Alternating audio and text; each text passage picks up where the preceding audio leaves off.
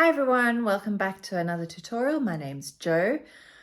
In one of my previous tutorials that I've recently done for you, we were exploring clover shaped jewellery and I showed you how to do the pendant. Now I'm being a little greedy here because I'm wearing two at one time, but hey, you only live once and I'm enjoying life. So I've got two of my clover shaped pendants on, and I will pop the link to this tutorial in the description of this one so that you can see that.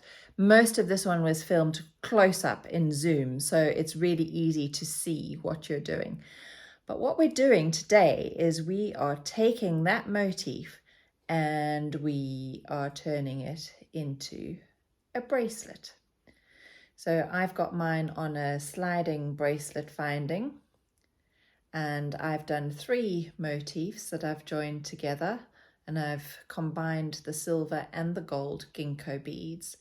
So I'm going to show you today how to do the motif, how to link it together with some flat herringbone, and how to attach it onto the bracelet finding.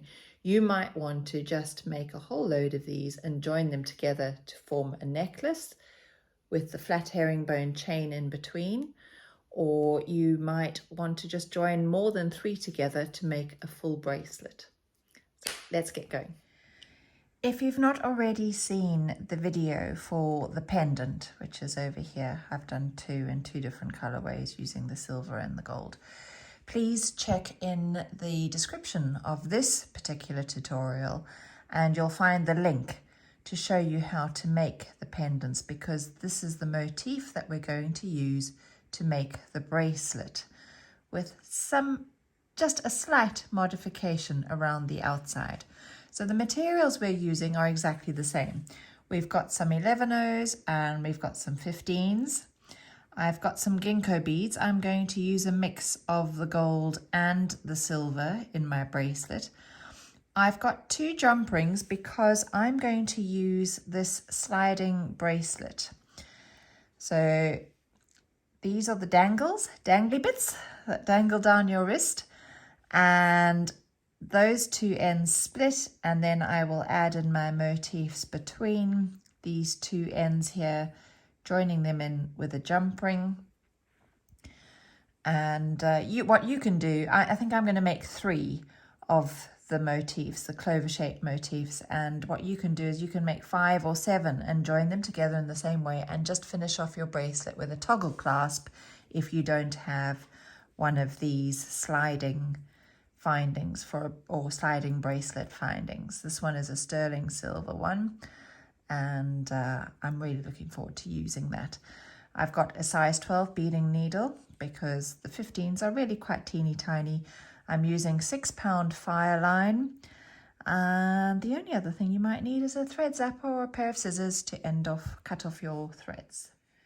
Right, we're ready to go. I've popped about 3/4 of a meter of thread onto my needle.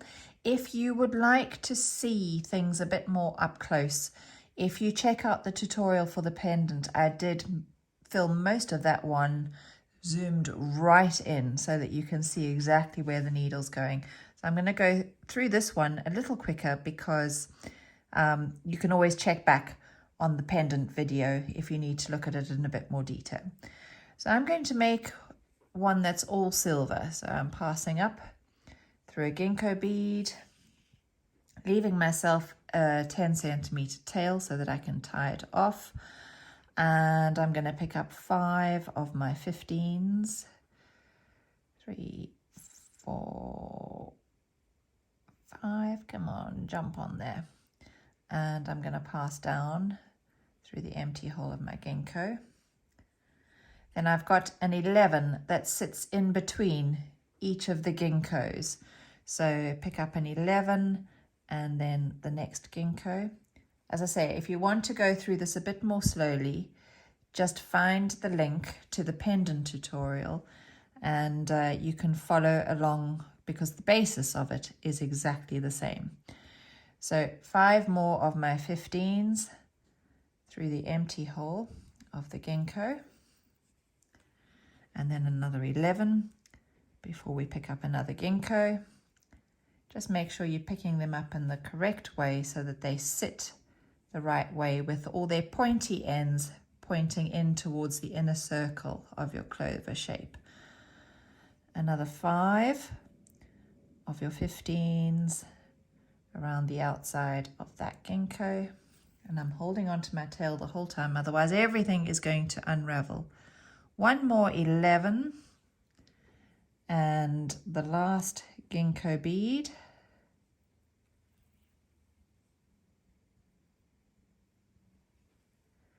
Which is going to sit on that side, and I need 5 of my 15s to go around the outside of this one.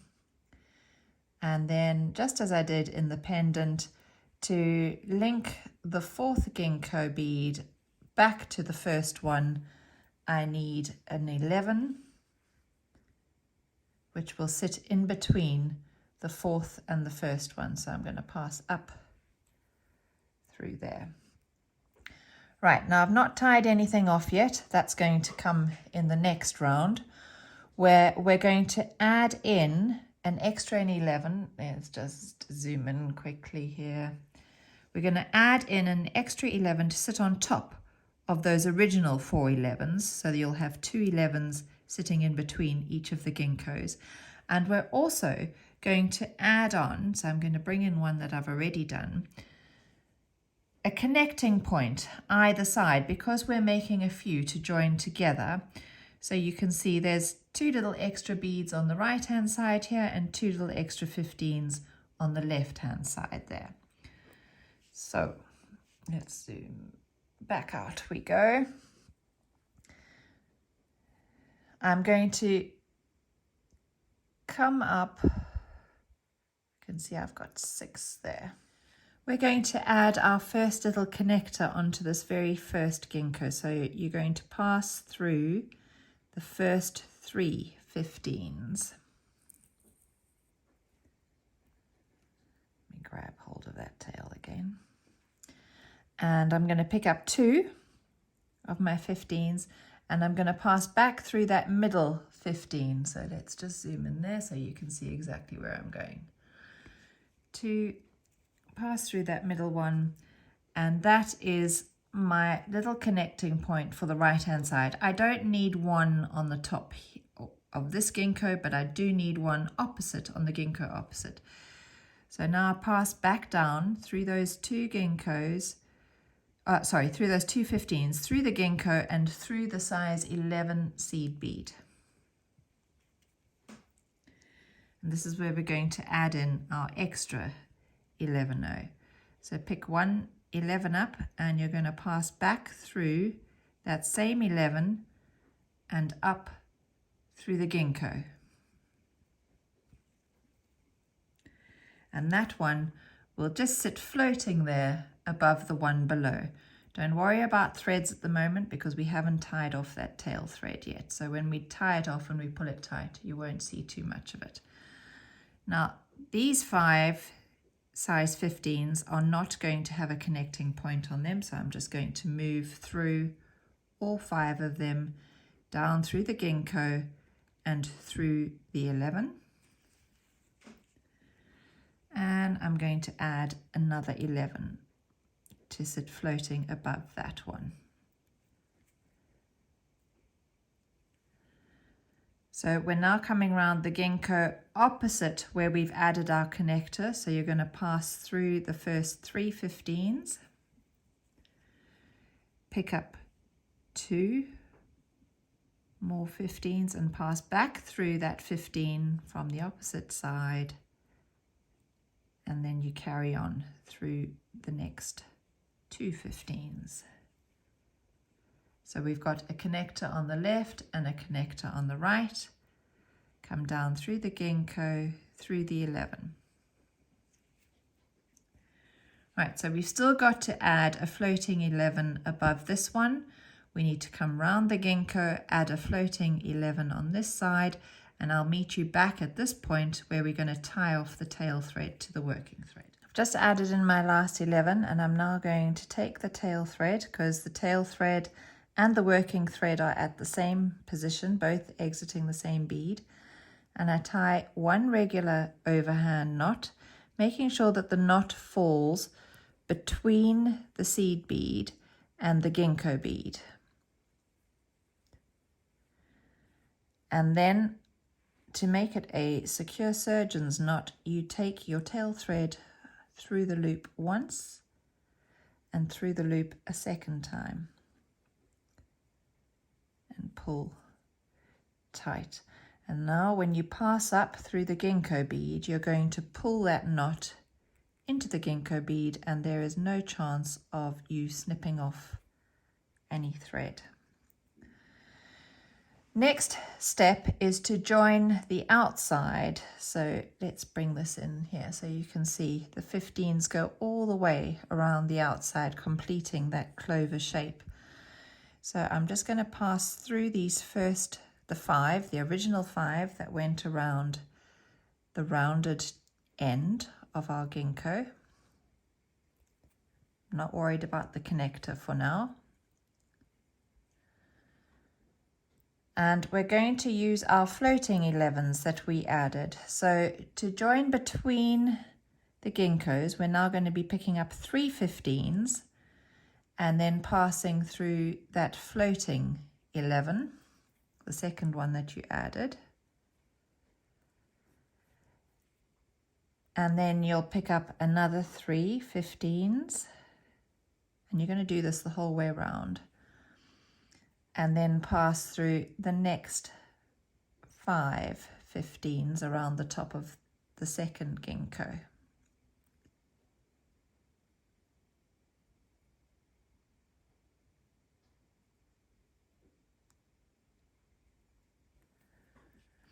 And then another 3, so each time you're picking up 3, and through that floating 11.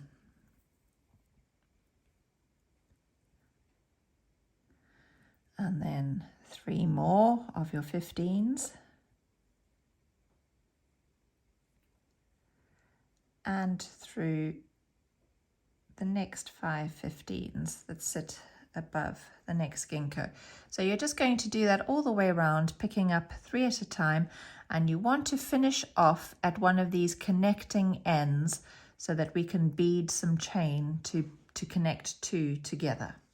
You can zap off your tail thread because it's securely away.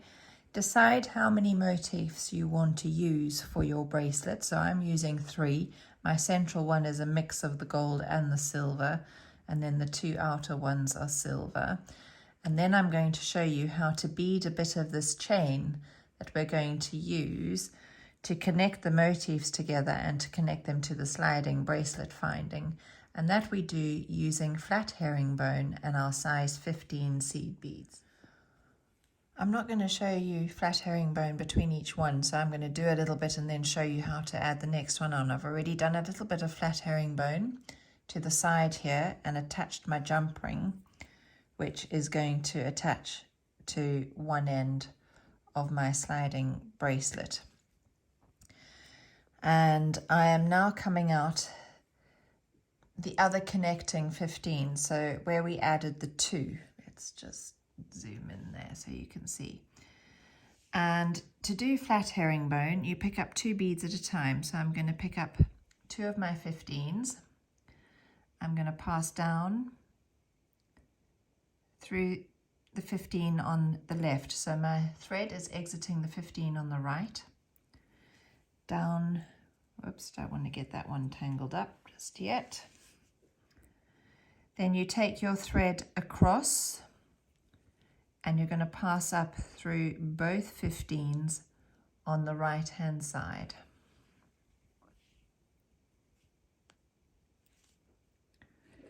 So we'll do that again. I've now got 2 little rows of flat herringbone, and the first row was my connecting 2 that I added way back when.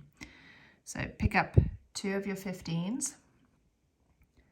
Pass down through 1 15 on the left.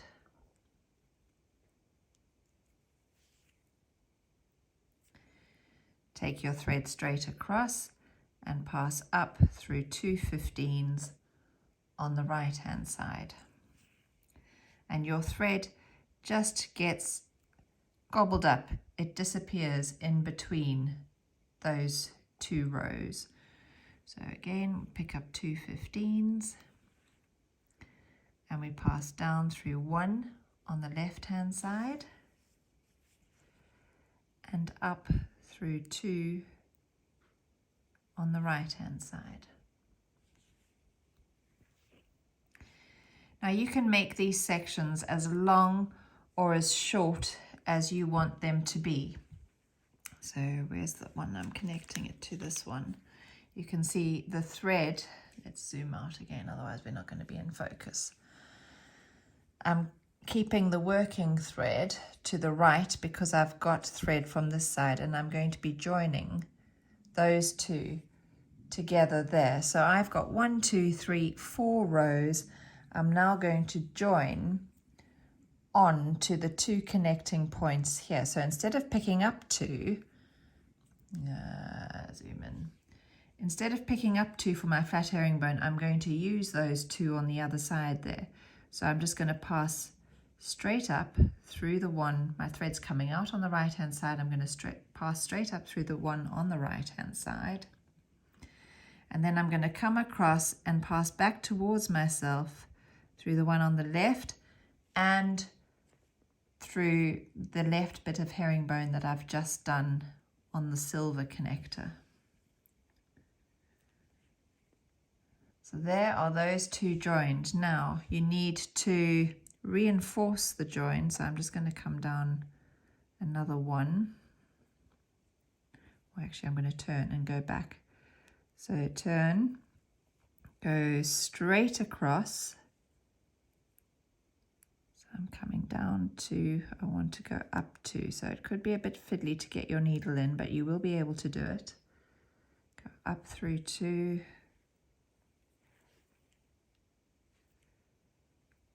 Pull that thread tight so that it disappears in that intersection. Turn and come back. And to actually finish off your thread, you can weave away around this first motif here so that this doesn't get too clogged up with thread. So again, on the pendant tutorial, I do show you how to end off thread. So if you'd like to go back to that one, remember the link to it is in the description of this video. I show you exactly how to end off your thread with a double half hitch knot. And that's what I'm going to do in this first one.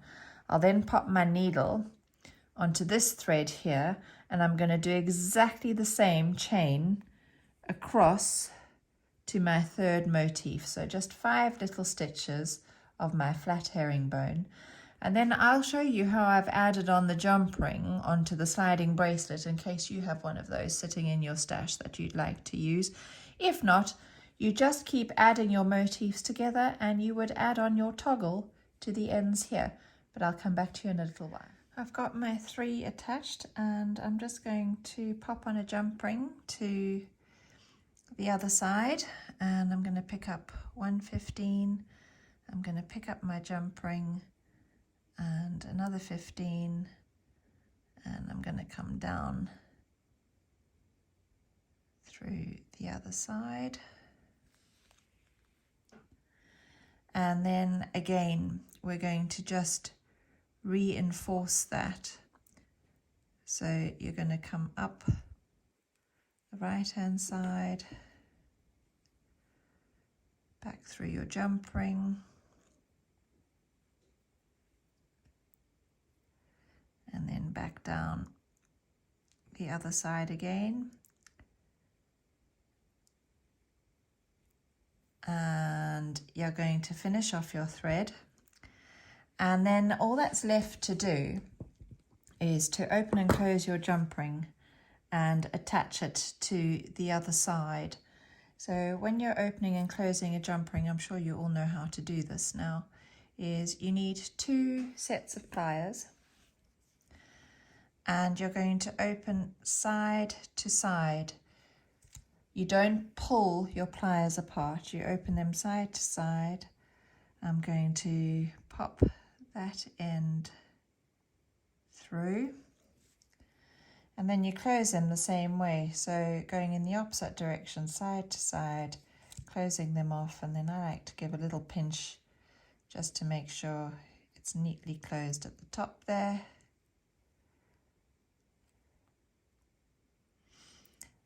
And there we have it completed. I need to end off my thread, obviously, but I'm going to do that and then I'll show it to you all completed on my wrist. There we have it all completed, and I'm going to try and do this, but there's not much space.